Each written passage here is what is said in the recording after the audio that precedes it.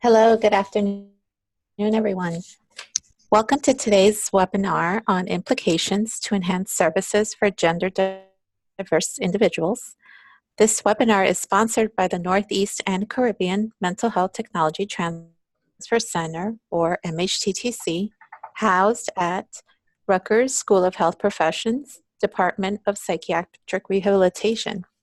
My name is Katy Rivera. I am the project coordinator of this center and will be facilitating the webinar today.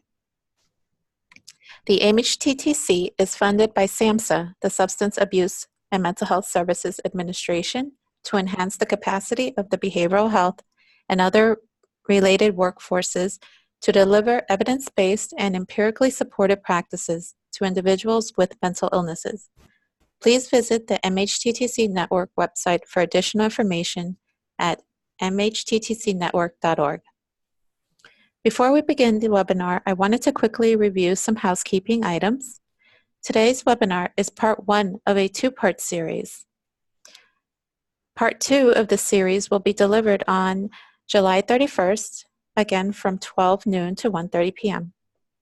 In order to receive a certificate of completion for your participation, you will need to attend both webinars. We also wanted to ask that you complete the survey that you'll receive via email following part two of the webinar. We value this feedback and use it to improve our activities and inform future activities. The surveys are also important because our continued funding is linked to the completion of these surveys. So we thank you in advance for your feedback. We also want to let you know that this webinar is being recorded and will be posted to our website. Lastly, this webinar will be interactive. On your screen, you will have a taskbar with buttons that say Q&A and chat. Please use the Q&A feature to ask our presenter questions throughout the presentation.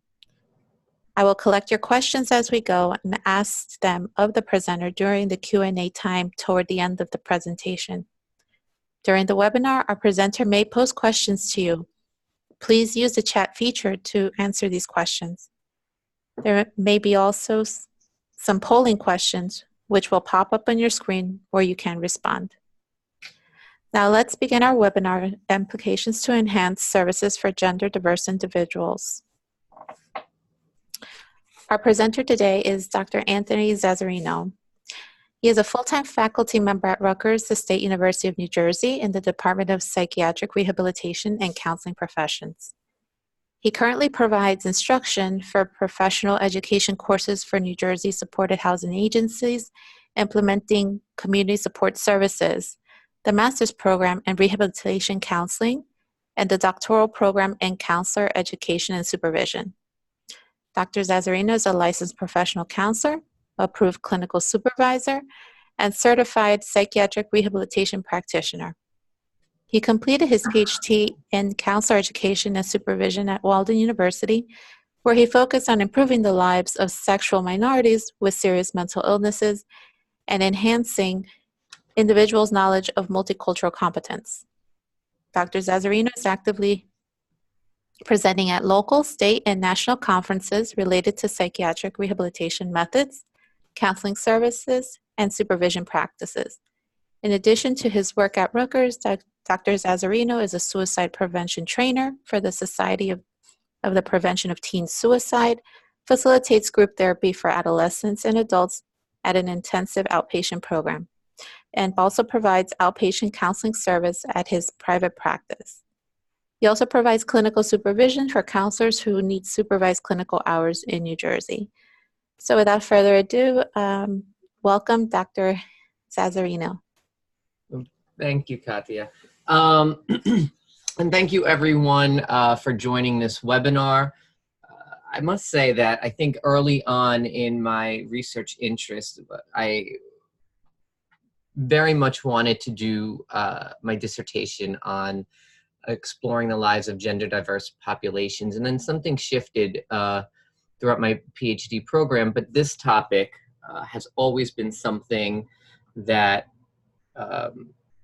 that was really important, I think, in terms of our counseling profession and just meeting the needs of behavioral healthcare workers.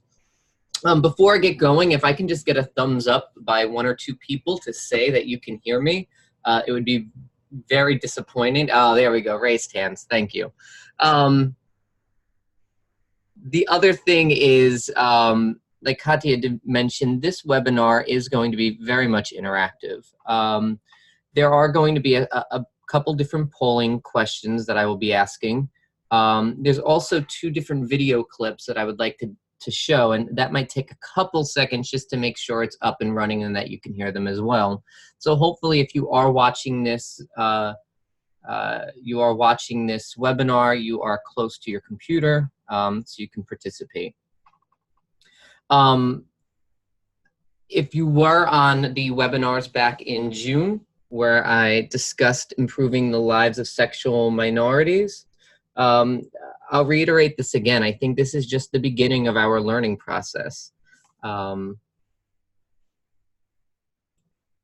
think it is important for us to continue to seek out different training opportunities and to continue to enhance our own knowledge. So today, I might go a little bit slower for certain people just to make sure that everyone is on the same page. One of the major things that I'm setting out to do today is really to unpack and dig a little bit deeper to understand and describe the many facets of gender. And we're going to talk a little bit about how deeply rooted gender is, not only in our own perceptions and our own experiences, but just in society as well. Part of that is defining key terms associated with gender diverse individuals. And I'm using that term gender diverse because, as we learned today, there's a lot more than just male and female gender. And I think typically we do use the term transgender as a subsequent gender. However, there is additional genders that we'll get into today. And I think it's important so that we're all on the same page and that we all are speaking the same language. Part of this topic is important to illustrate the importance of using specific gender pronouns. And to go along with that, there is a quick, I think, 4-minute video that gives some specific experiences of people in the gender diverse community and why pronouns are so important. We'll highlight some of the health disparities that impact the lives of gender diverse individuals and begin to apply the minority stress model to working with gender diverse individuals. So like what was mentioned, this is only part 1. At the end of this webinar, I'll give you a little bit of information about what we will be covering part 2, where we get more into how to have more gender affirming practices and how to provide more effective services for this population. But with that, we are set to begin. And I'm also going to apologize. I'm looking at the chat. I will be looking at different things and initiating the poll. So if I'm a little slow or if I sound slightly distracted, it is because of the multiple duties that I'm doing while completing this webinar, so thank you. So I started the webinar last month talking about what we will not be talking about in terms of sexual minorities, and I think this is important also to distinguish the importance that today we're talking about gender diverse individuals, and that is extremely different from sexual orientation. Which is why I think it's even important in terms of the language that we use and how using the acronym of LGBTQ+ actually enhances people's lack of understanding about these differences. So I'm using the same quote because I think it's so important, right? So the difference between gender identity and sexual orientation is the difference between who you are and whom you love. So today, we will be focused on gender and gender identity. We will not be discussing sexual orientation. We will not be discussing attraction. We will not be discussing sexual identity at all. So we will not be discussing anything to do with the topics of lesbian, gay, or bisexual, because those are all sexual identities. We will not be discussing pansexual or omnisexual, because those are also sexual identities. Sorry, there's a prompt that's popping up on my screen right now. All right, so I'm going to keep on going. So it's so important, and I think oftentimes not only, hold on, let me fix that.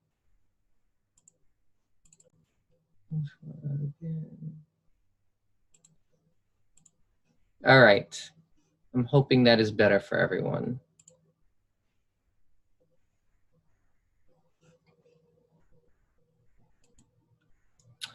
When we are discussing gender, I think these terms are often interrelated, right? So sometimes we refer to gender, and then sometimes we refer to the sex of an individual.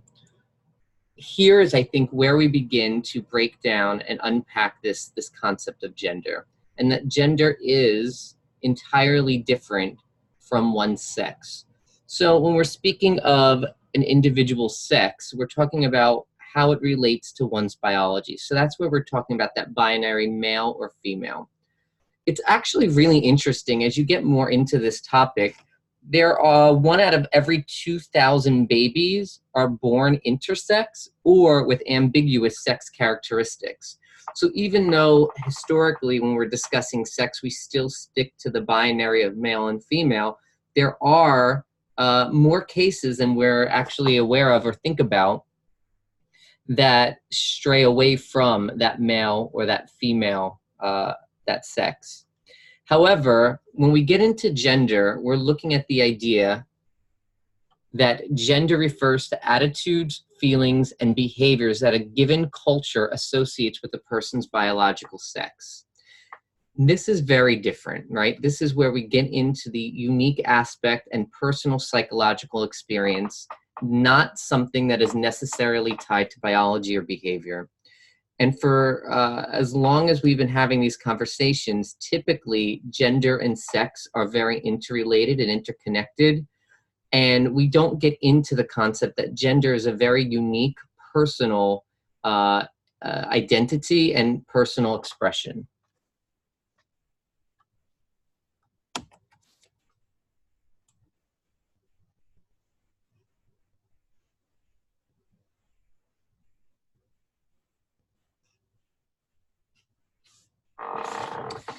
And gender really isn't like this, right? I love this visual. We talk about gender being male or female, and gender is very different. And in fact, I think this slide gives a very good depiction of what gender really looks like. So we have individuals that are on a spectrum, right? So we have male over here on the left, female over here on the right. We have individuals that might identify as gender fluid, and we will break down these terms. I will break down these terms in a little bit. We have individuals that might identify as agender.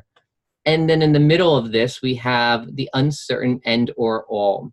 So it really is on a continuum. And even though many people identify as either a man or a woman, this is not true of everyone. So there's a broad range of gender identities, including a transgender woman, a transgender man, a non-binary person, a genderqueer person. So gender identity is often fluid and evolves naturally over time. And this is a concept that I think that we typically stray away from, the fact that gender and gender identity can change. It is an evolving process. So some people might live most comfortably part-time in alternating masculine and feminine gender roles, and fluctuating gender presentation may be a prolonged process of gender identity exploration until transitioning full-time to a single gender expression, if that person chooses a single gender expression. In other cases, people might feel more comfortable with the fluid gender expression that fluctuates long-term without needing to settle on one permanent gender expression. So gender is non-binary and not restricted to either masculine or feminine categorical states. and people may have an intrinsically non-binary gender identity and may not have yet developed conceptual framework, language, or self-awareness to describe this. And I think as we go through this today,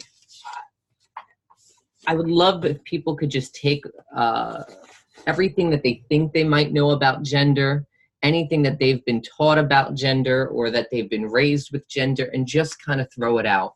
If we can enter today with a blank slate and begin to fill that slate with what we're going to begin to learn today, it'll help us begin to have a more fluid and open conversation about gender. I'm just going to stop this share because for some reason I can't see the chat. So I'm hoping if I stop the share and restart it, I'll be able to see the chat box. So give me 1 second. Oh, there we go.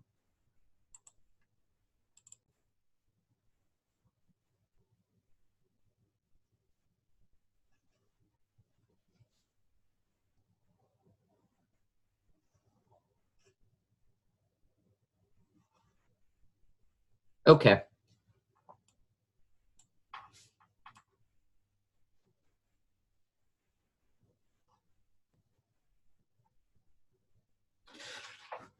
So let's look at this definition of these two aspects of gender as we continue to start to build our new schema or our new representation of what gender really is.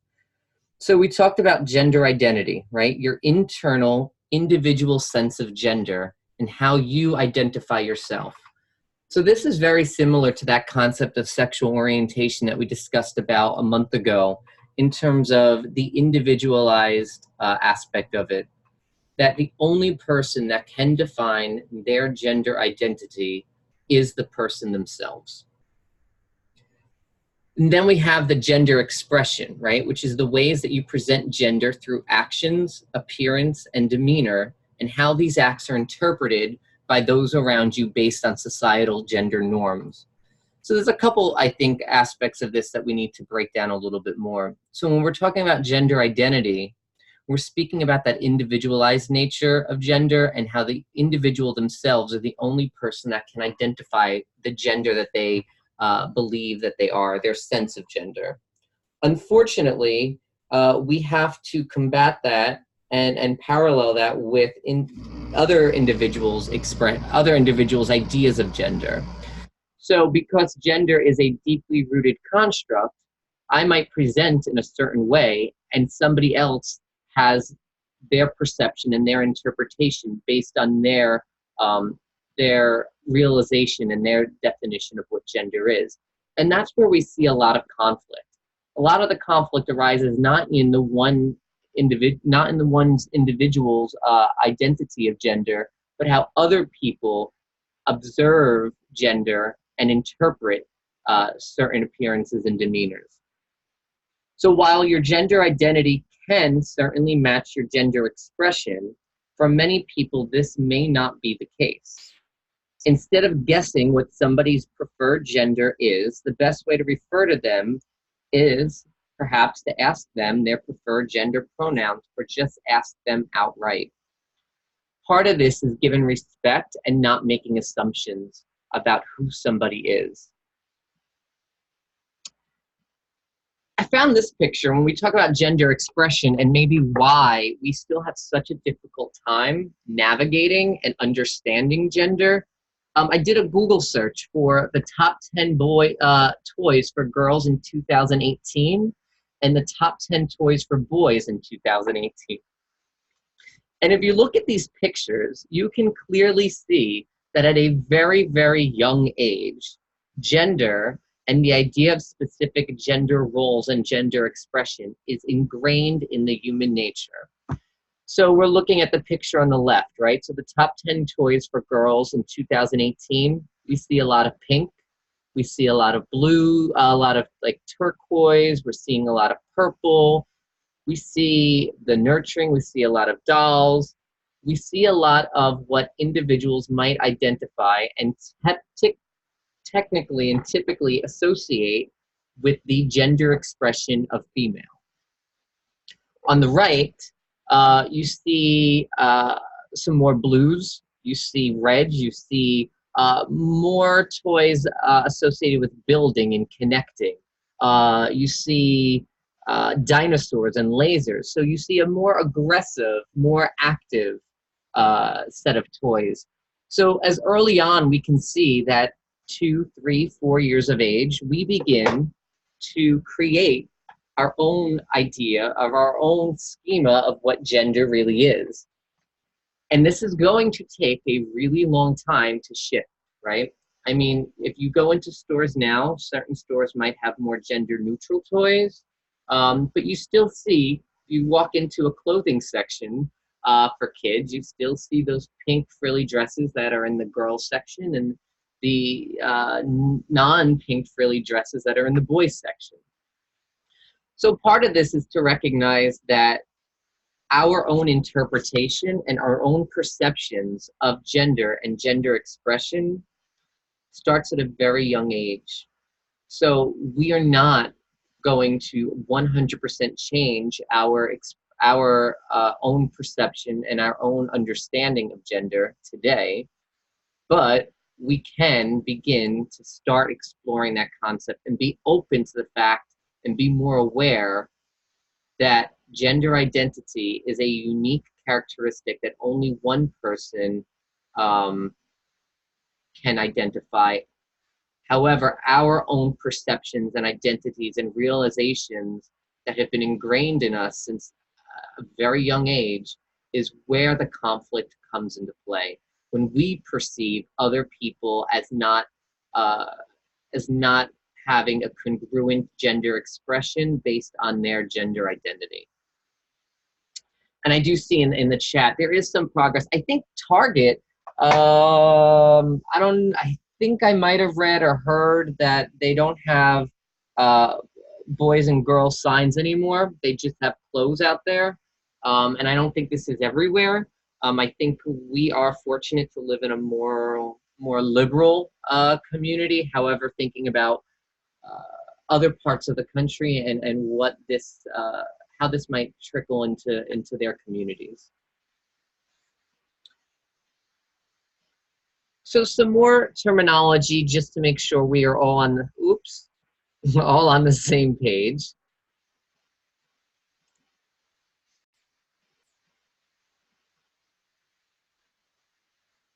Are the terms of genderqueer, transgender, gender non-binary, agender, and cisgender. So what, actually I think the term cisgender is a really good term to start with, right? So I would identify myself as a cisgender male, which is someone whose gender identity aligns with their assigned gender at birth. So my gender identity is of a man, and that is what was assigned to me. That was my sex, my biological organs at birth. Someone who might be transgender is a person whose gender identity does not match the gender they were assigned to at birth. It's an important note that trans is often used as an umbrella term for a wide variety of identities, and that's why we're not using it today. We're using the term trans, gender diverse.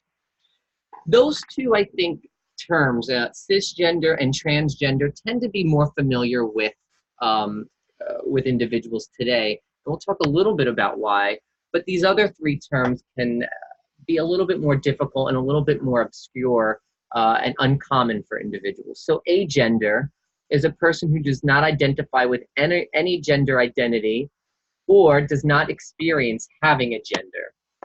So this might be an individual that, if we go back to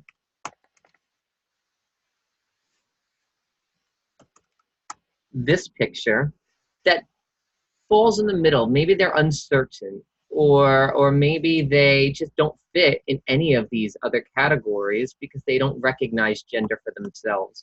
And you know, sometimes people can find this controversial, but remember, giving the individual the respect, since gender identity is a unique, individualized choice.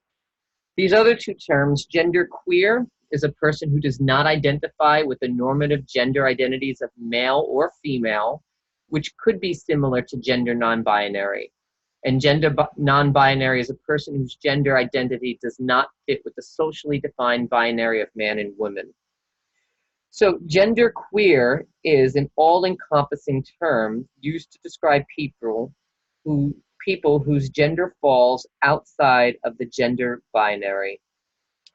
Gender queer is different, though, from gender non-binary, whereas gender queer covers identity and expression. Gender non-binary refers specifically to identity and not to expression. So when we're looking at these two concepts a little bit closer, gender non-binary is more of a gender identity. Gender queer represents not only gender identity, but also gender expression.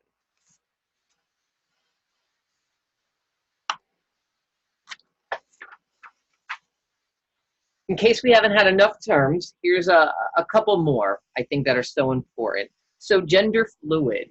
This describes a person who identifies their gender identity as not being fixed.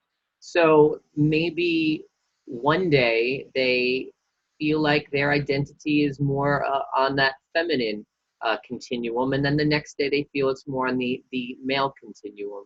So it is a fluctuating, evolving process. Gender nonconforming describes a person whose gender expression differs from a given society's norms for males and females.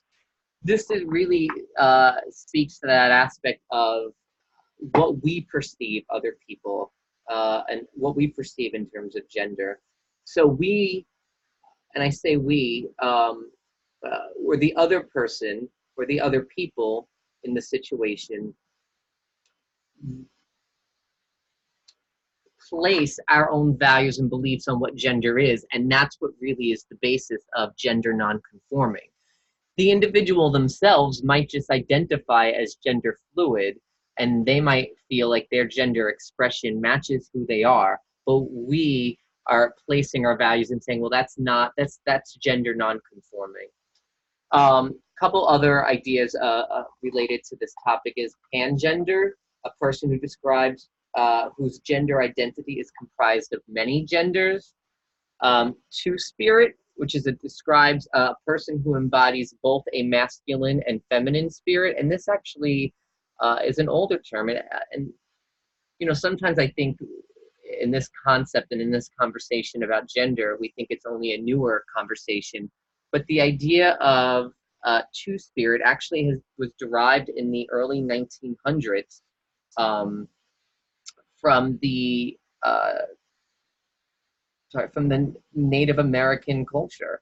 And actually, if you look at the full acronym of LGBTQIA AP2, the number 2 represents the two-spirit. And then bigender describes a person whose gender identity is a combination of two genders. So just to go through these a little bit more, when we're talking about gender fluid and gender nonconforming, it's important to know that gender nonconforming refers to anyone who does not meet the societal expectations of gender expression.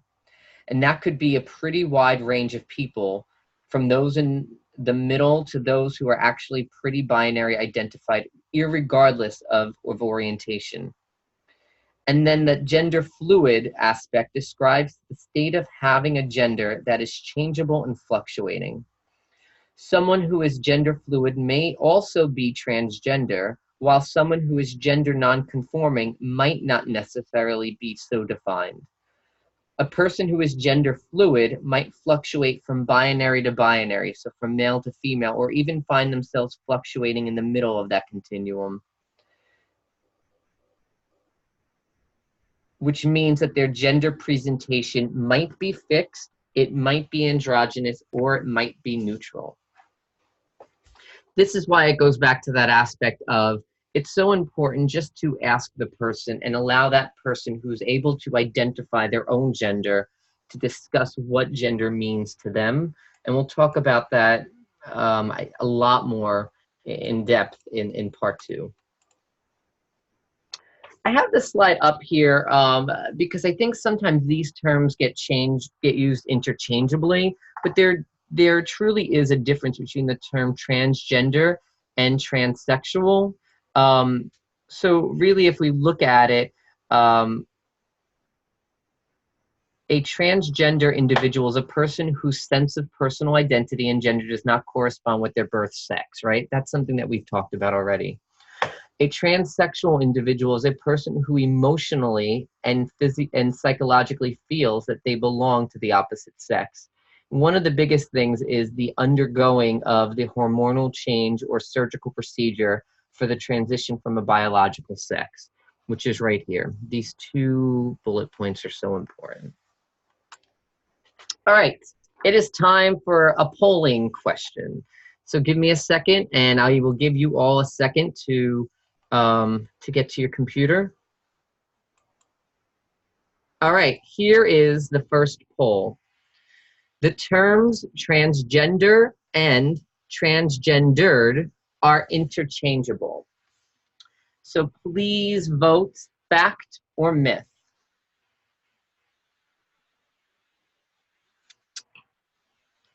Give people about another 30 seconds. I see only about 47% of you have voted.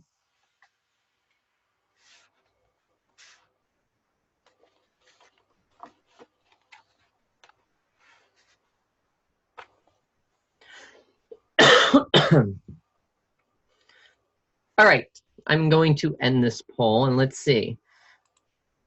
So we have 76% of you that say it's a myth and 24% say it's a fact. So the real answer is, it is a myth. So the appropriate term is transgender in the present tense. Just like you would not refer to someone who is British as British, you would not refer to somebody who is transgender as transgendered. All right, let's go on to the second question. No matter what sex you are assigned at birth, you identify as either a man or a woman.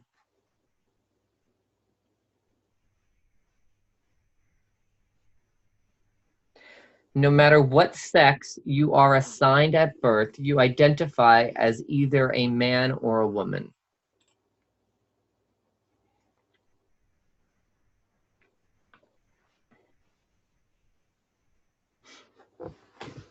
About 10 more seconds. See, 74% of you have voted. Thank you so much.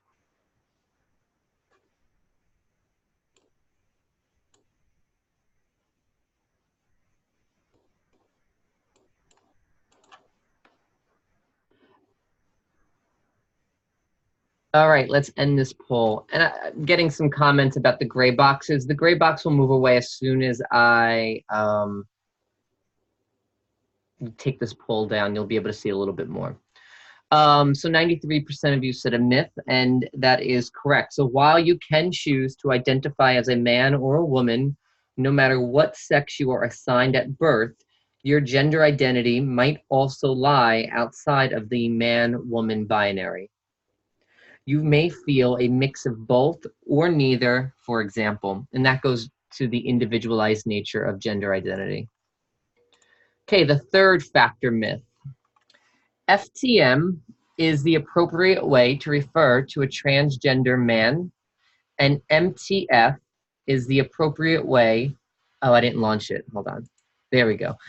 Is the appropriate way to refer to a transgender woman. So FTM, female to male, is the appropriate way to refer to a transgender man, and MTF, male to female, is the appropriate way to refer to a transgender woman. Okay, we have about 30% of the votes in. I feel like I'm on American Idol when I'm doing this. Give it about 10 more seconds.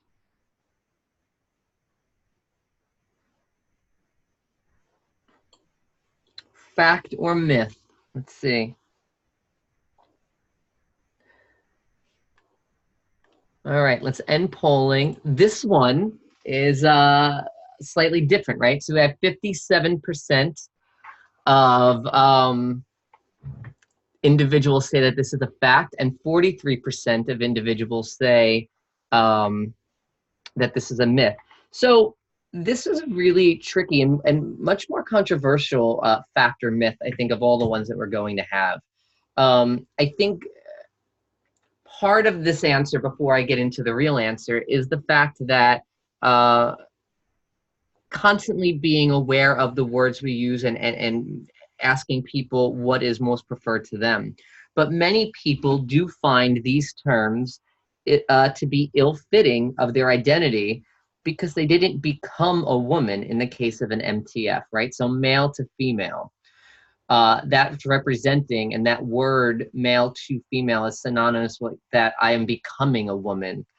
Instead, somebody who might be a transgender woman might feel like they always were female and simply have chosen to assume the gender identity that have always aligned with themselves. So transgender, the words trans man and trans woman are often and more commonly accepted terms.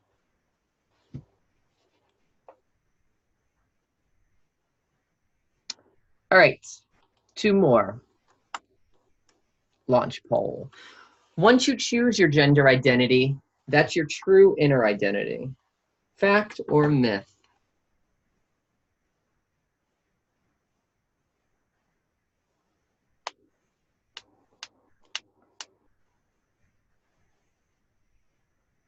Dim the lights. We're ready to vote.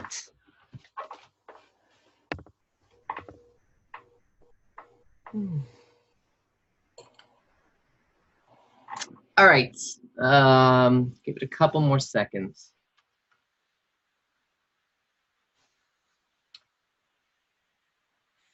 So the majority of you, 81%, said myth. 19% say fact, and the answer is that it is a myth. The way you feel about your gender identity and gender expression may change many times throughout life. Gender is fluid and dynamic.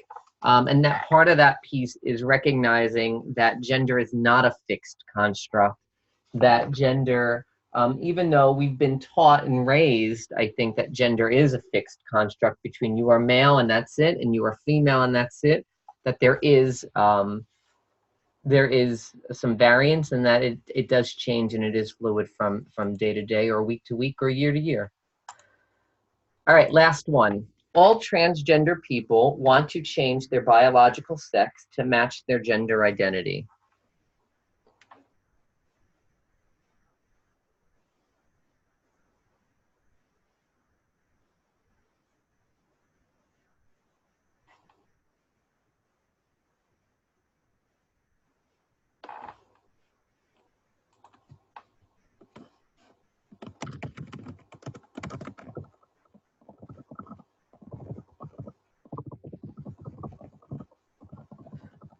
All right.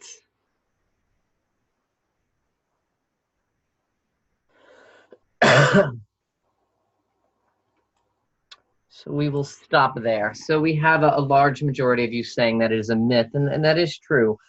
Some people who are transgender may choose to have gender reassignment surgery, hormone therapy, or other means of changing their sex assigned at birth, but many others elect not to. This is a really personal decision that all individuals can make for themselves, and there's a lot of factors that come into play. Unfortunately, most insurances do not cover this surgery, and it is very expensive, and it does come with some ramifications and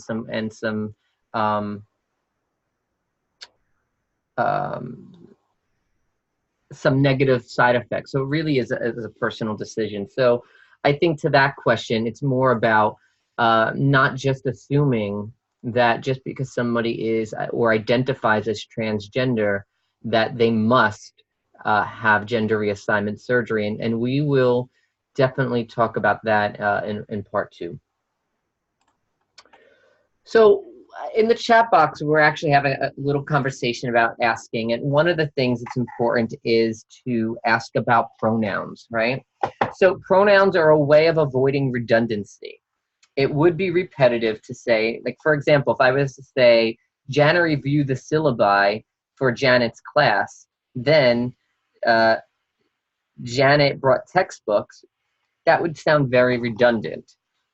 Pronouns are a way to just simplify language, and we use them every day, and we use them without actually thinking about why we're using them or the power that word has. However, the binary pronoun is based off of a mainstream English prescriptions that do not reflect all individual identities. Misgendering people may cause them to feel uncomfortable and disrespectful. While there have been many gender-neutral pronouns introduced, none have seemed to work their way into mainstream English. These terms are specific to the transgender, and genderqueer communities, which makes it difficult for them to be used by people outside of those communities. So how do we make them more mainstream? Just ask. So you can see here, you have the gender neutral pronoun of they. And sometimes when I have this conversation, people are like, oh, but they is singular, it's not congruent. And that's actually not the case. We actually have seen that gender neutral pronoun and pronoun used in a singular sense as early as Chaucer's Canterbury Tales. I actually went back to make sure and looked at this, right? So the advantages of using a gender-neutral pronoun are related to neutrality and naturalness. We're not misgendering anybody. I'll say, so part of the introduction was I do run groups for adolescents.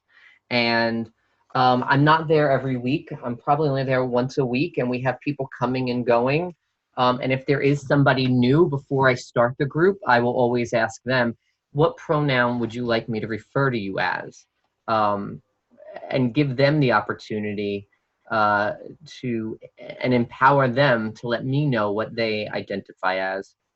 I will also say this, that in some universities now, and you might see this at the bottom of email signatures, where people are identifying what pronouns they would like to be referred to as. There is some conversation about asking people directly in a large group what pronouns they would like to be referred to as because of the potential of outing an individual. So for example, let's just say I identify as I don't know, let's just say I identify as a woman, and I were to go by a pronoun of she. If somebody were to ask me in a large group and I were to say, well, I identify as she, but I was not ready or comfortable to express that to a large group of people because maybe there's people that might not be more open to that, then in a way you're kind of outing that individual. So it really is a tricky thing. It could be done, it should be done on an individual basis to have that conversation. And it is important to have that conversation. And here and zir are just another gender neutral pronouns. This is actually probably the pronouns that are used most often when we're talking about gender neutral in the trans community and the gender diverse community, but it doesn't really get that used. You don't hear it that often in day-to-day language or in common conversation. So give me a second to try this out. Hi, my name is Naya. My name is Gillian. My name is Emily. I wear 34D. 36C? 34A. I'm looking for a bra that represents me. This bra feels amazing.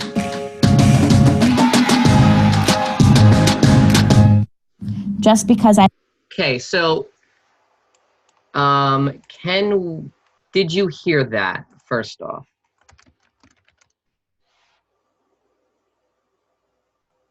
Okay. Can you see that? Okay, perfect. I didn't think you could see it. Now you should be able to see it as well. I may present more femme. Hey, get out of it. Let me just make sure that you can see it before we keep going. Chat.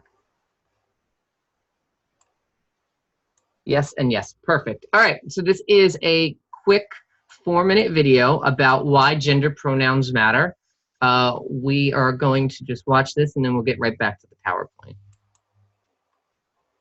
Because I may present more femme doesn't mean that I'm any less they, them.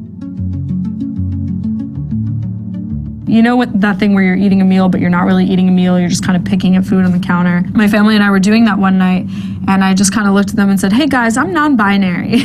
I don't have a gender. In my opinion, gender is a universe. It is a broad spectrum of planets and stars and sky that truly cannot be contained into a binary. My pronouns are they, them, theirs, and that's a non-negotiable. And they were all kind of like, okay. I think one of the main reasons pronouns are so important is because other than our name, it's one of the main ways that people identify and call us. My pronouns are personally very important to me.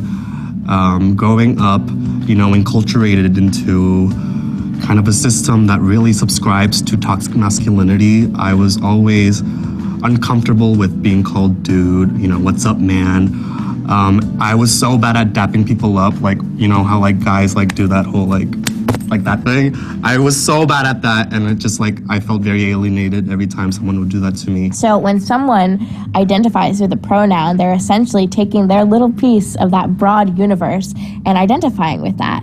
And so in using their correct pronouns, we're validating that yes, you are right in your identity and you are important and we're respecting you. Coming into terms with my gender queer identity has been one of the most challenging but also rewarding things that I've done. Laverne Cox kind of famously said, misgendering a trans person is an act of violence. And it is. It's an act of psychological violence. It's a denial of somebody's personhood and a complete refusal to acknowledge their identity, whether intentional or not. And so it is something that is entirely wrapped around our everyday lives. So just walking into a restaurant and hearing someone say she, like, will happen within 2 seconds of me entering, which doesn't happen about any of my other identities. They're not gonna be like, oh, you straight person, you know, like that doesn't happen. But automatically someone will make assumptions about gender which translate into pronouns, which mean that I will hear over and over again people saying something about my identity which is false. I think a lot of people associate expression with identity, and sometimes that's not the case. You know, oftentimes I'm in situations where I'm not the most safe being able to express my gender identity, and in those cases, even in those instances where I'm wearing basketball shorts or sneakers, you can't take my gender identity away from me because that's mine and not yours. So many different options for who you are and how to define that. So when someone chooses a personal pronoun that they identify with, using that pronoun is a form of respect and a form of validation that, yes, this is your rightful identity, and I will respect that. And I know personally when I get misgendered, by strangers it's one thing, but it's especially painful when it's people who are close to you. So when my parents misgender me, it's a knife in my heart because they're the people whose opinions matter more to me than anybody else's. And not knowing how to combat it. It is constant, and it is such a prevalent part of our society that being misgendered happens countless times in a day, and that builds up really quickly, and it can really be difficult for a person to hear over and over again because it invalidates your identity over and over and over again. Pronouns are important because they are the smallest and easiest way that you can acknowledge somebody's identity. And I also don't like that people call them their preferred pronouns because it's also not a preference. It's who they are. You need to use those pronouns. It's literally an extension of my arm or my leg. It's just as a part of me as a vital organ. My identity, although you can't see it, still needs to be validated just as much as you would validate the fact that I have 5 fingers or 5 toes. All right. So give Stay connected. seconds to get back.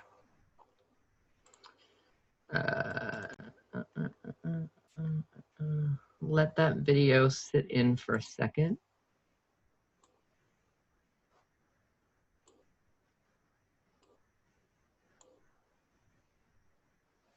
Oh.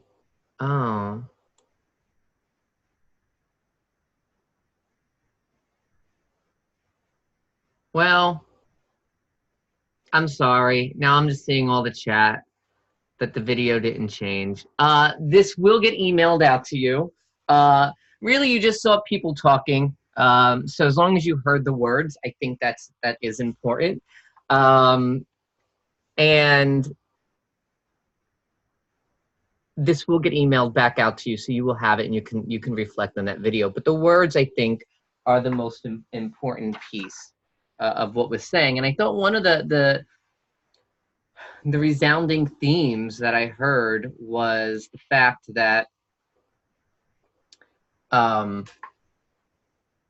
that using pronouns is a way of validating and empowering an individual and giving and allowing somebody to truly be and express their identity. The other thing that I really appreciated about this video was that last statement about not using the word preferred pronoun. And I think we might say that very often. And I think sometimes, and as behavioral healthcare workers, we know the power of our language and the power of the words that we use. So that simple word preferred, what does that insinuate? So you're choosing this. It almost goes back to that conversation that we have about sexual orientation, that you choose to be gay, or you're choosing here to be a different identity than you were born, or that I'm ascribing to you. And it's very invalidating and not supportive of that work. So thinking about the power of the words that we use and the importance of validating. It is also acceptable to admit that we are human beings and we may make a mistake. And if you say a different pronoun, it's important to apologize and indicate, I screwed up. Part of this is just the learning process, and it's unpacking all of those years of that gender binary of male and female and the words associated with that. So it is an ongoing learning curve. It's just important to keep being more aware of that. So as we start to shift out of the importance of different terms and the importance of using specific gender pronouns, we're going to start to shift into thinking about the historical nature and where this is lending itself and how this does impact gender diverse individuals. I thought this slide was really important because, like I said earlier, I think when I speak to people, they're like, oh, well, this is a new fad. I hear that often, like, oh, this idea of transgender, or this idea of pronouns or gender diverse people is just a fad that's going to shift. And after I take a deep breath and relax and respond appropriately, part of that is providing education that this is nothing new, that this isn't something that is just occurring in 2019 and 2018. Matter of fact, so we'll start here, at least in 1952. But there's more documented cases of this before 1952. But in 1952, we have Christine Jorgensen, who was the first American to go through gender reassignment surgery, which began to bring visibility to the transgender movement. In 1969, it's not up on this timeline, but it includes Sylvia Rivera and Marsha P. Johnson and gender non-conforming people who are among those who clash with police in what is commonly acknowledged to be the birth of the modern LGBT movement. The Stonewall riots in 1969, 50 years ago, was really initiated by individuals that identified as transgender. And what's really interesting, this subgroup of individuals in the community, so transgender individuals are often more stigmatized and historically have been more stigmatized and oppressed in the LGBT population. And it was these individuals that said, you know what, no, I've had enough. You know, we are part of this community, and we are also tired of being stigmatized and oppressed. In 1975, we look at Minneapolis becoming the first city to pass laws prohibiting discrimination based on gender identity. In 1992 was the International Conference in Houston that really began to lay the groundwork for the transgender movement. In 1993, we look at Minnesota becoming the first state to extend protections against discrimination. So some of these laws that are getting put into place, this is what's more new. This is what is evolving. But transgender individuals and gender diverse individuals, that is not new. We look at even up here, 2014, just 5 years ago, the Department of Health and Human Services now requires Medicare to cover sex reassignment surgeries. In 2012, we just had the law, the Equal Employment Opportunity, ruled that Title VII of the 1964 Civil Rights Act also protects transgender individuals. So we have historically, we have a group of people that have felt stigmatized and oppressed. And sadly, only until recently are our laws saying, no, you are not different. You are not, you should not be treated differently. Because of the troubles with the last video, I won't show this one. It was a really quick 2-minute video, but you'll have it. But it just, I thought was an interesting clip. So I'll talk a little bit about it from the TV show Pose, which is airing on FX. And if people have not watched or know what the show Pose is, I would encourage people to give it a look. It gives a really, well, first of all, it's making history as hiring, I think it's 4 or 5 of the main lead actors as, and they are transgender women. It's the first show of its kind to do that. But most importantly, it does give a really good, historically accurate depiction of what many transgender individuals experienced in the 80s. It also goes into issues of the idea of community in terms of the LGBT community, and what does it mean to build your own community. And it actually goes into a lot about the AIDS epidemic. So this clip is actually just a small clip to reinforce the idea that, to highlight the idea of that transgender individuals in the 80s were, in that LGBT community, were the most stigmatized group and not even allowed to go into specific bars. In fact, in this clip, the one trans woman ends up getting kicked out because it's a gay bar, and the bartender and the manager kick her out and say, this isn't for you, this isn't for your people.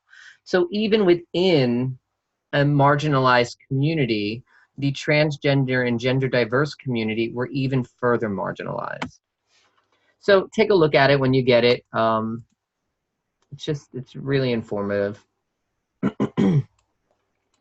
So we talked about the history and the timeline of the gender diverse population, and it's really important to kind of then mirror that with the behavioral health care timeline.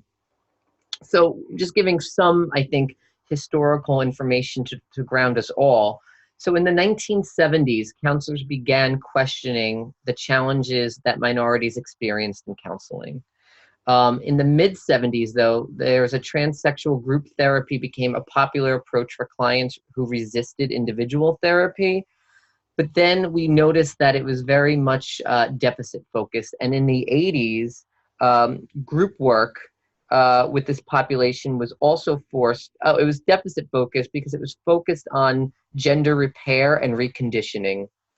So you saw the psyches of, and this is quoted, sissy boys and tomboy girls. So the goal of these groups in the 70s was to reorient the individual back to his or her original gender determination at birth.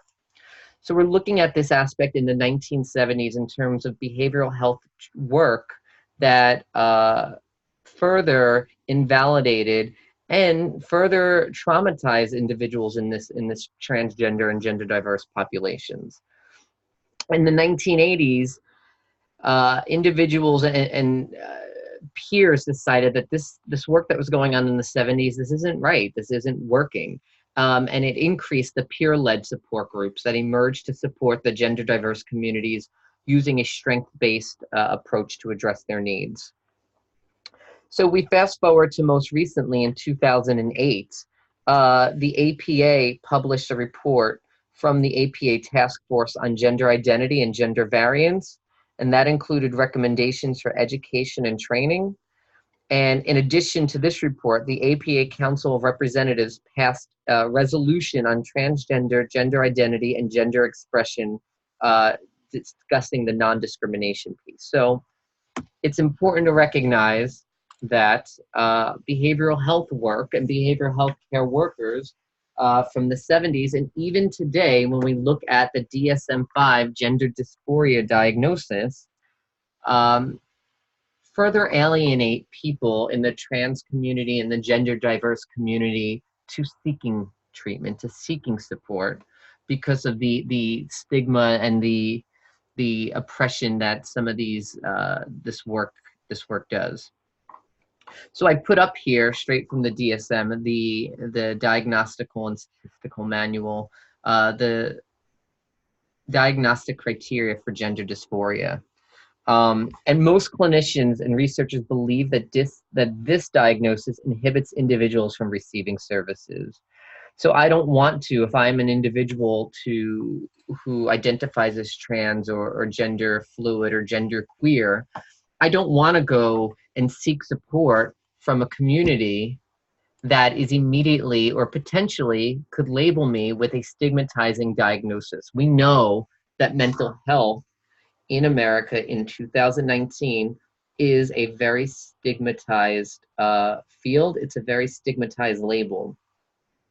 And even though the DSM shifted the gender identity disorder diagnosis to gender dysphoria, there's still a lot of questions whether this term distress and dysfunction related to social consequences of gender variance can be distinguished from distress related to the transgender identity. This is one of the first things where we're actually looking at the individual themselves might not be experiencing distress or problems from their own identity, but they're experiencing distress and problems from somebody else or another community projecting their issues and their perceptions onto the one person. So it really is an interesting look at this. By contrast, so even though the DSM-5 does have gender dysphoria in their diagnostic book, the World Health Organization, their ICD-11, is seeking to remove categories related to transgender identity from mental and behavioral disorders and place them in a new chapter called Conditions Related to Sexual Health. There's a much greater focus on gender incongruence here.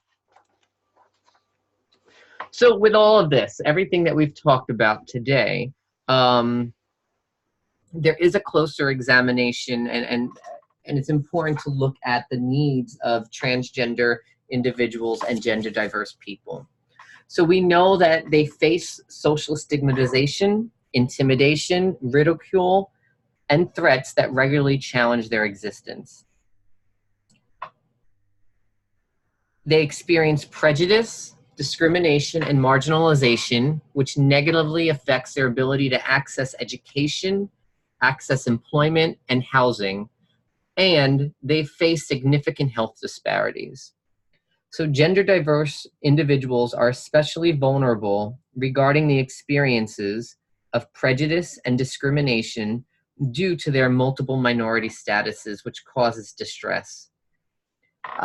Before doing this, I actually did some research in terms of deaths and deaths related to this population in terms of the trans community and gender diverse. And interesting enough, yesterday on social media, somebody that I knew posted that there was just another person who was another trans female that was murdered in Georgia.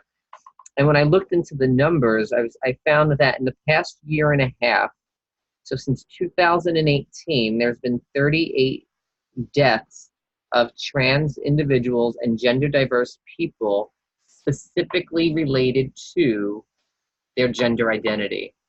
So we know that this is a really really delicate conversation to have, but we also know that it is an important conversation to have, that people in the trans community and the gender diverse community are experiencing this intimidation, this prejudice, this discrimination, and sometimes being murdered or killed specifically due to their gender identity.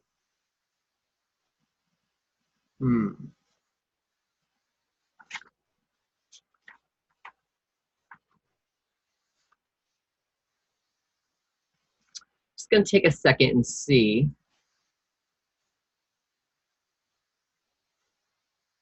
Okay. Just want to see if there were any questions up there.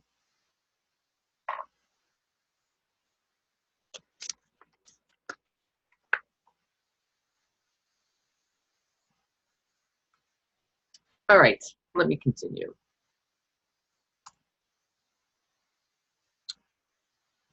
So the gender minority stress framework is a really helpful way of exploring and understanding and conceptualizing the many facets and the many issues that the gender diverse population experience.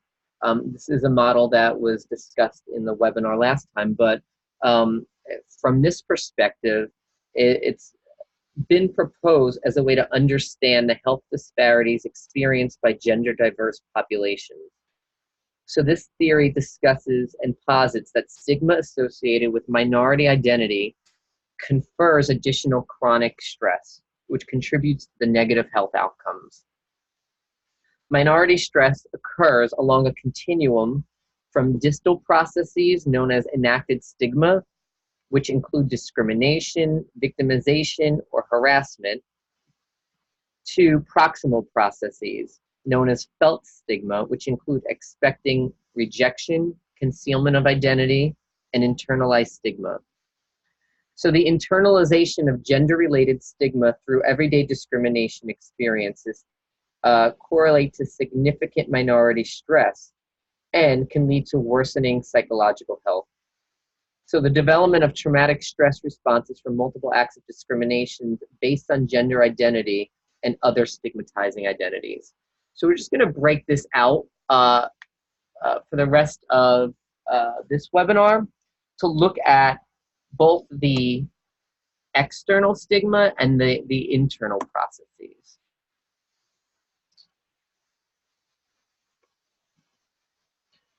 So stressful events and mental health. So it's most documented in gender diverse populations where 43 to 60% of individuals in this population experience high levels of physical violence, and 43 to 46% experience high levels of sexual violence.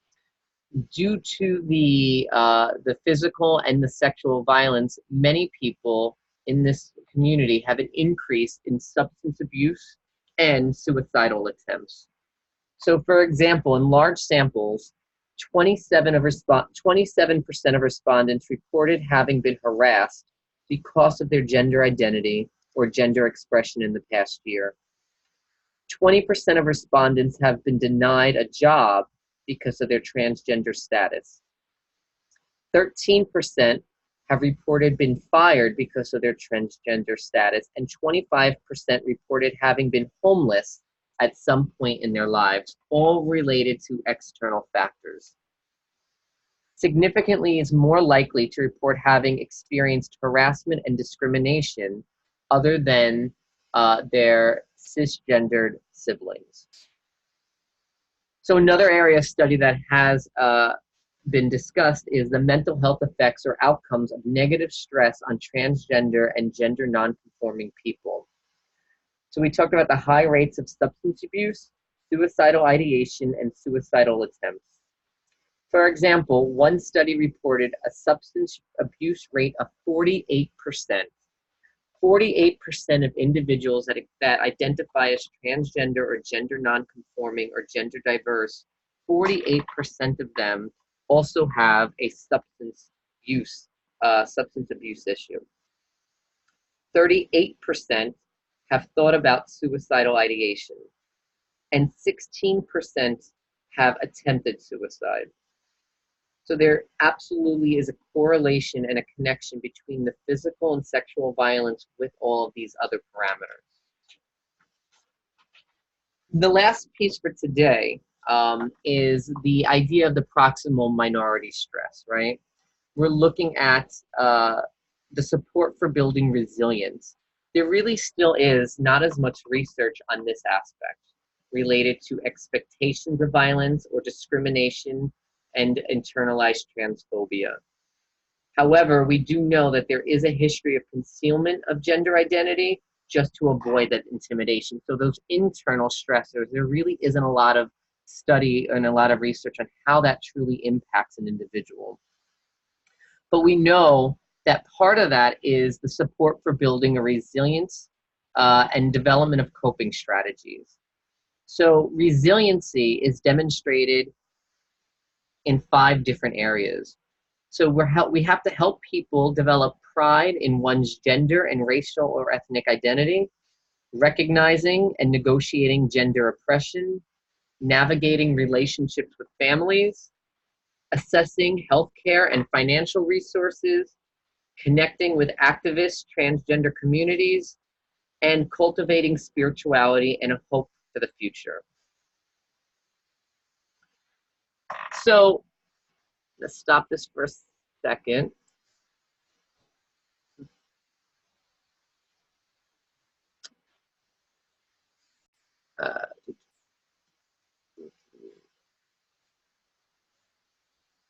I will be starting off, oh, it goes right, don't look at that. All right, starting off part 2 with an actual activity that we didn't get to today, which is fine. So part 2, we will start with an activity about building community. And since we know that community is a greater way to increase resilience, how important that is. We're going to discuss the indivisible self, the wellness model that has been demonstrated to be an effective model in working with gender diverse individuals. And part of that is having to provide education on the World Professional Association of Transgender Health, the WPATH. It's so important. If anybody is working with gender diverse individuals and have never heard of or have never looked at the WPATH, I encourage you to please do so. Part 2, we'll talk about gender affirming practices and specific strategies to work through the minority stress that gender diverse individuals experience. So with that, I would like to thank you all for dealing with some gray boxes, for dealing with the inability to see the video, but I'm glad that you were able to hear it. What I'm going to actually do right now, in case anybody wants to get off of this PowerPoint and go watch that video, here is the link again, if you want to write that down really quick. I think you could just Google on YouTube. You could just search on YouTube, Why Pronouns Matter.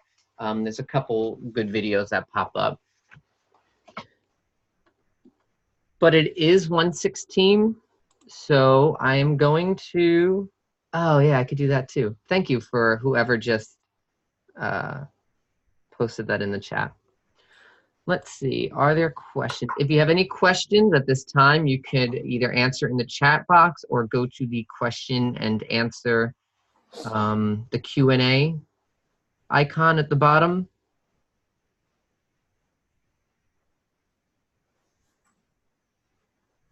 Thank you, Anthony. So if there's anyone with any questions for our presenter, for Anthony, please enter them in the chat box and ensure that the option says all panelists and attendees.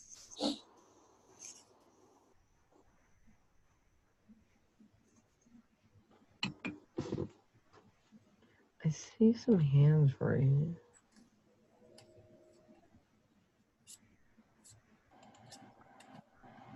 Well, just a reminder that I think there was some confusion, or I think somebody got some misinformation. The part 2 of this webinar is next Wednesday, which is July 31st from 12 p.m. to 1:30 p.m. Eastern Time. Like I mentioned earlier, I think today's webinar is just really laying the groundwork and making sure that the terms and the concepts are all laid out for everyone, so we're all speaking the same language, and so that we can continue and we'll actually begin to unpack this construct of gender that has been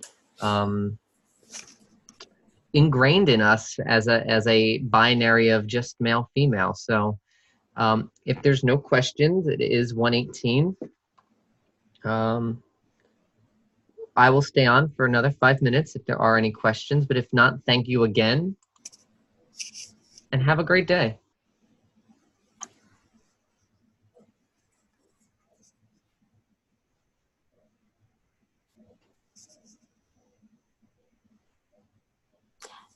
Hi, everyone. So I just also wanted to let you know I will be sending out reminders via email to all of those registered for part 2. And in the reminders, I will include Anthony's PowerPoint presentation in PDF format for your reference. And the email will also include the Zoom link so that way you can join us. And we hope that you have enjoyed today's webinar. Thank you, Anthony, for providing us with all of this wealth of information. And I think it's important that we all increase and gain awareness in this topic area that's very relevant and important to today's society and the clients that we serve. I see a question here hello, is this webinar available in recorded format anywhere? It will be in our YouTube channel. You just allow us maybe several days till this happens because we're just in the process of uploading another webinar as well. But yes, it will be available. I think there's another Q&A here. Is it possible to get a copy of the webinar with audio? Yes, it will be not in a voice file format or audio file format. It will be uploaded to our YouTube page.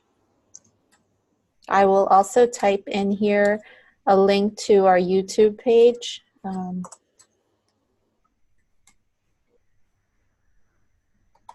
And you can also see that Anthony's part 1 and part 2 of Sexual Minority webinar was offered previously in June, is also available to listen.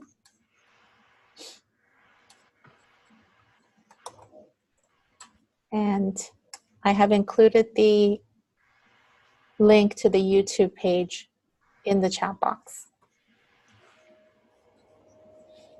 Excellent. Thank you.